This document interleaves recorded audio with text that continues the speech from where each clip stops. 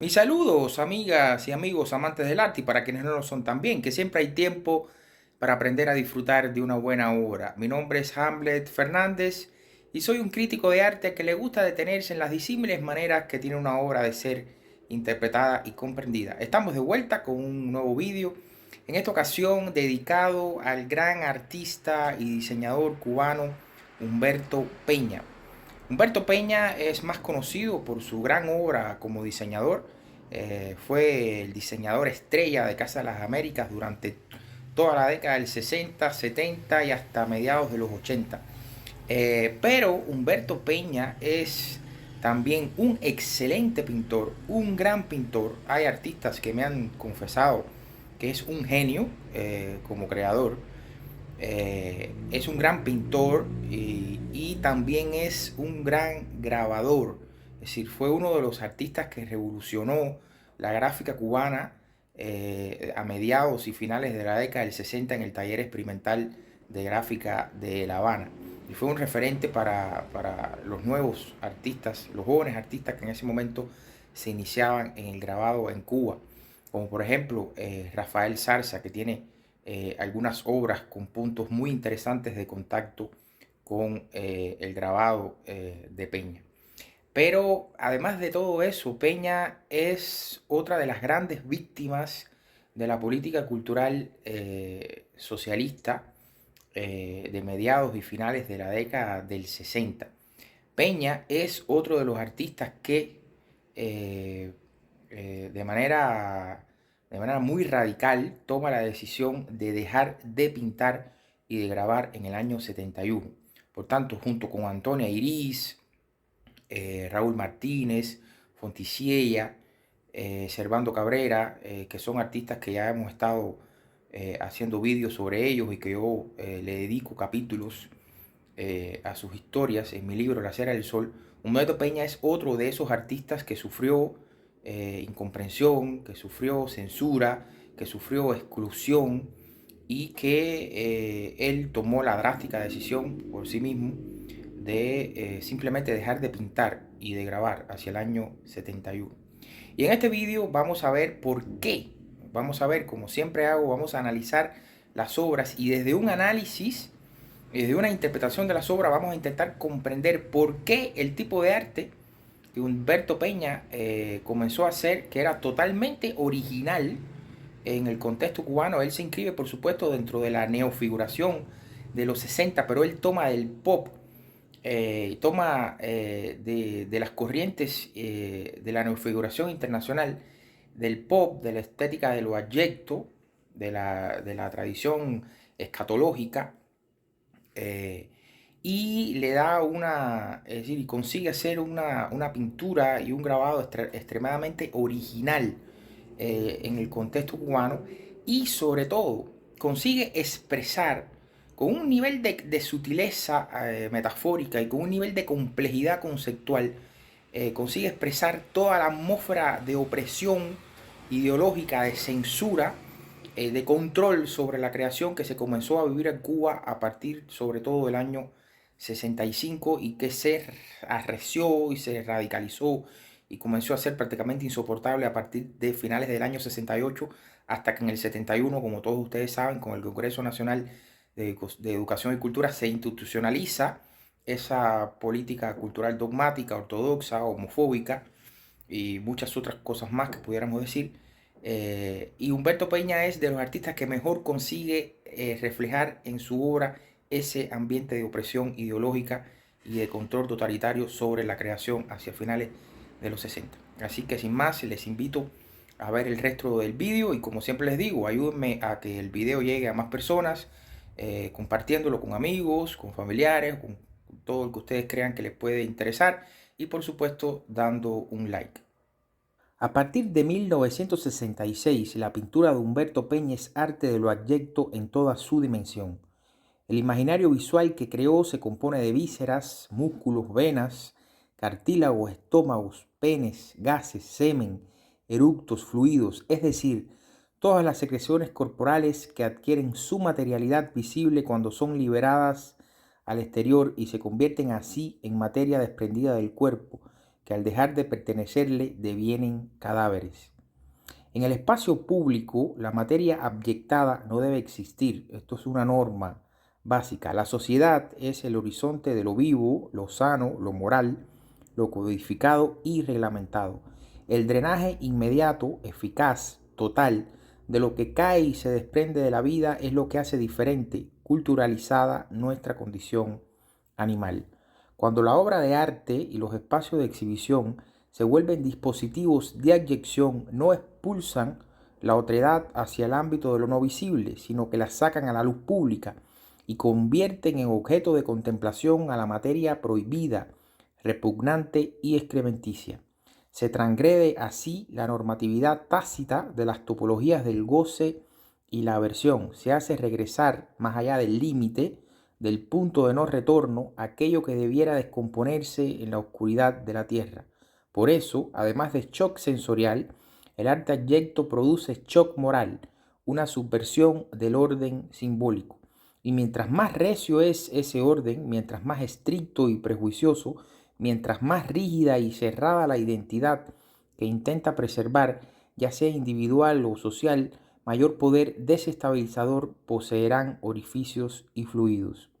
La pintura de Peña es figurativa y colorida, pero el referente del cuerpo humano fue despojado de carnes y en su lugar solo quedó el rojo, un rojo abundante y variado que llena los fondos y se hace sanguíneo, coaguloso, en esas amalgamas de conductos, tripas, nervios, órganos, que conforman extrañas criaturas, casi anomalías de ciencia ficción.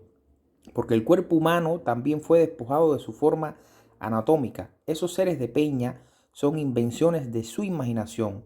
El organismo fue reducido a lo más primario. No hay apariencia externa, no hay piel, no hay estructura ósea, no hay extremidades, solo conductos cartilaginosos, ciertos orificios y grandes bocas dentadas. El otro elemento significativo de sus pinturas son las tazas sanitarias, un artefacto diseñado precisamente para drenar la materia abyecta. Peña coloca sus anomalías somáticas por lo general al interior de grandes recipientes higiénicos, por tanto, pareciera que son como desechos que están a punto de ser descargados y expulsados de la realidad. Sin embargo, esas criaturas se resisten a la fuerza centrípeta del torbellino succionador y permanecen. Además de ser vísceras y tripas, pura escatología, ellas también cumplen una función de abyección porque expulsan fluidos, gases y de esta manera se expresan. En ese sentido es que cobra gran importancia el lenguaje verbal, las onomatopeyas. Las construcciones onomatopéicas denotan gritos y sonidos que irrumpen en el contexto visual con la misma efusividad de las flatulencias. La descarga del rayo, con el rayo, que es algo muy utilizado por Humberto Peña, es una expresión que en su sentido popular connota violencia, condena, agresión, fatalidad, porque condensa la idea de la energía ciega, aniquiladora de la naturaleza. Ahora bien, en la misma medida en que esos seres exhiben su obscenidad sin recato alguno, parecen ser víctimas de furibundos ataques, o tal vez precisamente por eso la sociedad descarga intensa corriente sobre ellos, descarga rayos sobre ellos, por ser pura naturaleza, puro metabolismo, pura expresividad de vida espontánea, amoral, apolítica, aideológica, asimbólica. Sin embargo, los engendros de Peña tienen la capacidad de sufrir y de manifestarlo, aunque solo sea con chasquidos, gritos, suspiros. En muchos casos, las grandes bocas dentadas proyectan intensas muecas de dolor. Con todas estas deducciones semióticas en la mano, podemos proponer la siguiente interpretación. Estos personajes de Humberto Peña funcionan como la encarnación desestabilizadora, escabrosa, de todo cuanto una sociedad rechaza como otredad, como material abyecto, como deformaciones, desviaciones, depravaciones y anomalías que hay que purgar, eliminar o corregir de manera urgente, para así mantener el equilibrio del orden simbólico, la sanidad identitaria, el imperio del ego por sobre latencias y pulsiones. Es totalmente sintomático, muy bien marcado semánticamente por el artista, que el área de existencia de esos seres sea por lo general el retrete. Existen en el límite, no solo en los límites de su condición de viviente, sino también en el borde de lo visible, en el instante previo a ser succionados y recluidos en el hueco negro del inconsciente colectivo. Pero en el arte no sucede lo que en la vida social. En el arte de Peña esa otredad vence, cristaliza como imagen histórica, se hace gesto, ademán de rebeldía y reafirmación de una identidad y de una naturaleza diferente.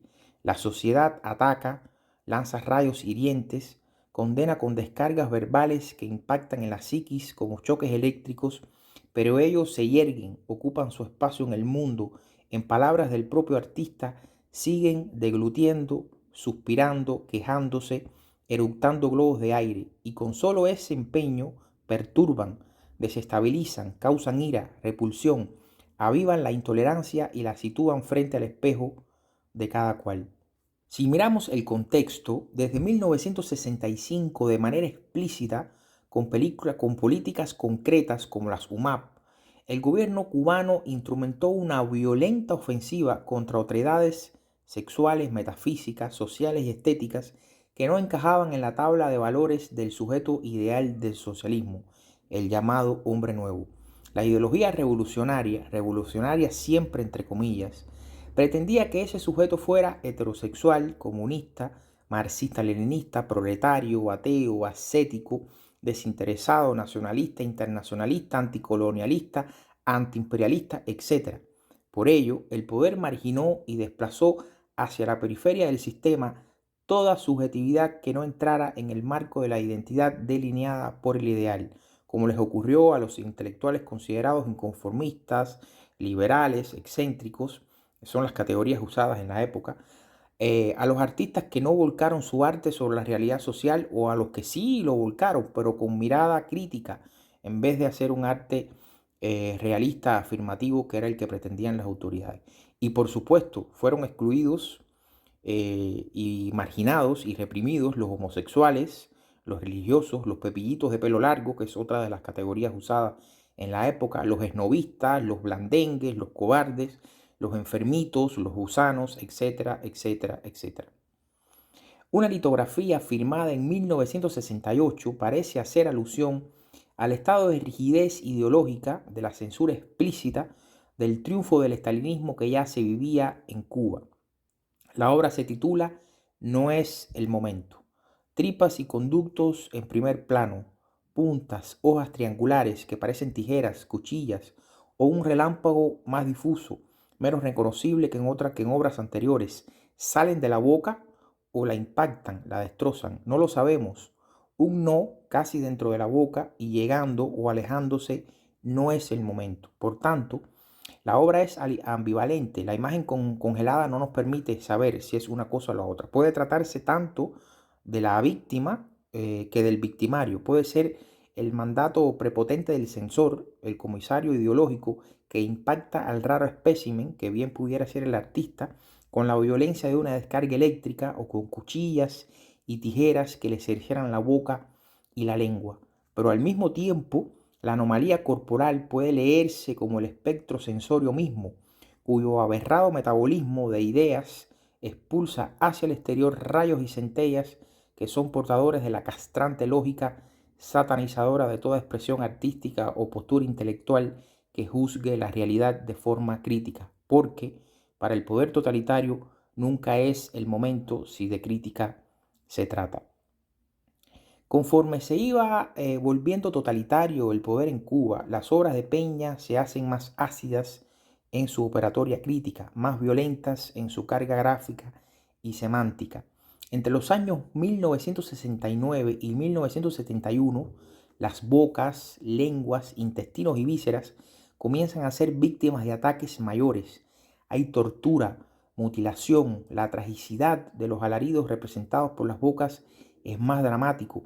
En el grabado, sobre todo en litografía, comienzan a aparecer nuevos signos, de manera explícita y con mucha más fuerza expresiva, el pene, falos que se enroscan como serpientes, que eyaculan como fuentes, que se convierten en machetes y cuchillos filosos, grandes cepillos con aspecto de maquinaria pesada, maquinaria de higienización, sobre todo de la boca, gruesas barras como de granito, que circulan como flechas, vectores que entran a las fauces y se alojan allí con su prepotente volumen, inmovilizando las mandíbulas en el límite de su dilatación física.